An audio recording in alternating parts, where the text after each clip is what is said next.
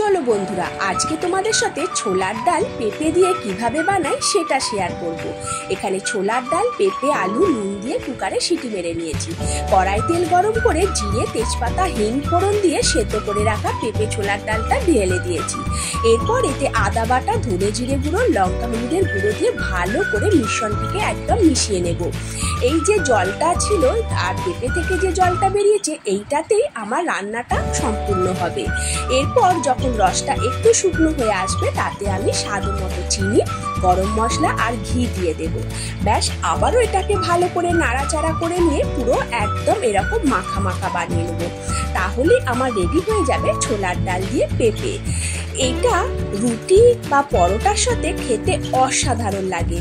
হ্যাঁ বন্ধুরা, সত্যি বলছি, তোমরা বাড়িতে এইভাবে একবার বানিয়ে খেয়ে দেখবে আর আমাকে কমেন্ট করে জানাবে তোমাদের কেমন লেগেছে। আমার চ্যানেলটিকে সাবস্ক্রাইব করে দেবে।